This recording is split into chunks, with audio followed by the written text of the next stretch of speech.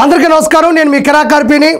ఎంతకు మునిపే జర్నలిస్ట్ కృష్ణరాజు గారు అనాలని కూడా నా మనసులో లేదు, క్షమించాలా. ఎందుకంటే పద్ధతిగా సవ్య మార్గంలో వెళ్ళే వాళ్ళు మాత్రమే నేను గారు అంటాను. మిగతా వాళ్ళని నేను ఎప్పుడూ కూడా గౌరవించి మాట్లాడను. ఒకసారి ఆయన ఏం మాట్లాడాడు, ఇప్పుడు అంతా కూడా అమరావతి పరిధిలో కానీ ఆంధ్రప్రదేశ్ అంతటా కూడా ఇదే చర్చలు జరుగుతూ ఉన్నాయి. ఇతని మీద దుమ్మెత్తి పోస్తూ ఉన్నారు. ఎవరితో ఫోటోలు దిగా చూడండి, ఇద్దరు కూడా మురిసిపోతూ ఉన్నారు. ఈయన పెద్ద జర్నలిస్టు, ఈయన పెద్ద ఎనలిస్టు. కాబట్టి ఆయన ఏం మాట్లాడాడో చూద్దాం ఒకసారి. ఆంధ్రప్రదేశ్లో ఎక్కువగా ఇది ఈయన మాట్లాడుతున్నాడు, కొంచెం ప్లే చేయదలుచుకోలేదు కాబట్టి కొన్ని పరిస్థితుల వల్ల వినిపిస్తున్నా చూడండి. ఇదిగో ఈ చక్కటి శిరునివే మాట్లాడుతూ ఉన్నాడు. ఎక్కడ ఉన్నారండి అంటే అమరావతి చుట్టుపక్కల ప్రాంతాలు చెప్తే నమ్మరండి. ఎందుకంటే ఆయన ఏమంటారు చంద్రబాబు నాయుడు గారు, అమరావతి దేవతల రాజధాని అంట. కానీ ఈ రోజునది సెక్స్ వర్కర్లకు నిలయంగా మారినట్టుగా ఆరోపణలు ఉన్నాయి.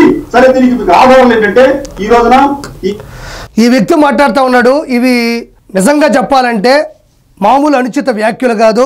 అమరావతి రాజధాని పరిధుల్లోనే వర్కర్లు ఎక్కువగా ఉన్నారని అతిపెద్ద నింద ప్రభుత్వం మీద వేశాడు.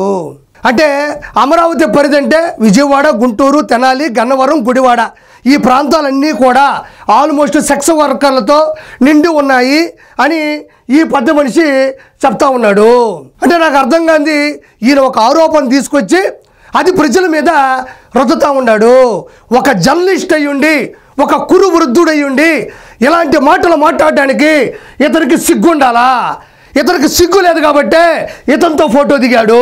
మళ్ళీ చూడండి, ప్రపంచం మొత్తం గర్వించదగ్గ జర్నలిస్ట్ ఈయన మళ్ళీ ఈయన ఫోటో పెట్టుకొని అదే సొంత చెల్లిని కన్నతల్లిని బయటకు పంపాడు, బాబాయిని పైకి పంపాడు. ఆ వ్యక్తితో ఫోటో దిగి ఈ జర్నలిస్ట్కి విలువలు ఉన్నాయి. మరి ఇచ్చాడు డాయిన్ ఆఫ్ ఆంధ్ర వెల్ఫేర్ స్టేట్ అంట. అది ఇవ్వగానే ఈయన ఇట్ట పట్టుకో ఉన్నాడు ముసిముసి నవ్వులుకుంటా. ఇది అతి పెద్ద ఆరోపణ. ఇక్కడ ఇంకొక విషయం మాట్లాడాలి. ఇతను ఎవరో జస్ట్ ఫోటో దిగాడు కదా ఆర్పీ మాట్లాడుతున్నాను అనుకుంటున్నారు. ఈ చర్చ జరిగింది 4 గోడల మధ్యన కాదు, 4 కుటుంబాల మధ్యన కాదు, ఎక్కడో ఒక చోట, ఎవరో లేని చోట కూడా కాదండి జరిగింది. సాక్షిలో లైవ్ డిబేట్ జరిగింది. ఈయన డిబేట్కి వచ్చాడు. సాక్షి లైవ్లో కేఎస్ఆర్ అని ఒక వ్యక్తి ఉన్నాడు. ఆయన క్వశ్చన్లు అడుగుతూ ఉంటే ఈయన మాట్లాడుతూ ఉన్నాడు. ఈ విధంగా మహిళల మీద ఇంత దారుణంగా నీచాతి నీచంగా మాటలు మాట్లాడుతుంటే అది సాక్షికి సంబంధం లేదంటే మాత్రం నేను ఒప్పుకోను. ఎందుకంటే సాక్షిలోనే లైవ్ డిబేట్ జరిగింది. దానికి సంబంధించిన సాక్షి ఓనర్ ఎవరంటే భారతీరెడ్డి గారే. పలు సభల మీద కానీ ప్రసంగాల్లో కానీ నా సాక్షి ఏ తప్పు చేయదు, మనస్సాక్షిగా చెప్తాను, నా సాక్షికి ఎలాంటి బూతులు మాట్లాడుతూ ఆడవాళ్ళని గౌరవిస్తుందని చెప్పేటువంటి భారతీరెడ్డి గారు ఈరోజు లైవ్ డిబేట్లో సాక్షిలో అమరావతి మహిళల మీద అనుచిత వ్యాఖ్యలు వీళ్ళు చేస్తూ ఉంటే నువ్వేం చేస్తున్నావు అంటే మీకు తెలియక కాదు జరిగింది ఇది. ఎలాంటి ఇంతకుముందే శ్రీరెడ్డిని, పంచప్రభాకర్ని, వల్లభనేని వంశీని, కొడాలని, బోరుగడ్డ అనిల్ని, పోసాని కృష్ణమురళిని బాగా దుద్ది జనాల మీద పంపించి బూతులు తిట్టించింది మీ చరిత్ర మీది. అలాంటిది ఈరోజు మాట్లాడించలేదు అని మాత్రం చెప్పబాకండి. నిజంగా దమ్ముంటే మీ లైవ్లో, మీ డిబేట్లో మీరు స్క్రిప్ట్ పంపించి ఇలా మాట్లాడమని చెప్పిందే మీరు. కాబట్టి ఇది సాక్షి చేసిన తప్పు. దీన్ని ప్రజలు కానీ మహిళలు కానీ ఎవరు కూడా ఒప్పుకోరు. చంద్రబాబు నాయుడు గారు అమరావతిని రాజధానిగా ఆంధ్రప్రదేశ్కి అనుకున్నప్పుడు అక్కడ చాలా భూములు కావాలి, సమీకరించాలి, వెతికి పట్టుకోవాలి. ఆ రోజుల్లో చంద్రబాబు నాయుడు గారి నమ్మకం మీద దేశంలో మరెక్కడా జరగనటువంటి చిత్ర విచిత్రం జరిగింది.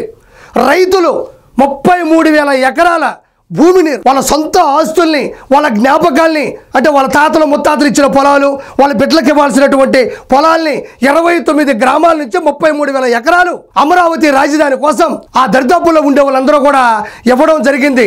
దేశంలో మరి ఎక్కడా కూడా ఈ చరిత్ర సృష్టించబడలేదు. అది చంద్రబాబు నాయుడు గారి వల్లే అయ్యింది. అలాంటి నమ్మకంగా 33,000 ఎకరాలు ఇచ్చినటువంటి అమరావతి రాజధానిలో ఉండేటువంటి ఎంతోమంది మహిళలు, వ్యవసాయ రైతుల కుటుంబాలకు సంబంధించినటువంటి మహిళలు ఉన్నారు.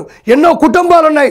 వీళ్ళందరినీ కూడా వెక్కిరిస్తూ ఒక అపనిందల్ని క్రియేట్ చేస్తూ కూడా ఇంత పెద్ద మాట మాట్లాడటం అనేది ఇతరులకు మాత్రమే చెల్లింది.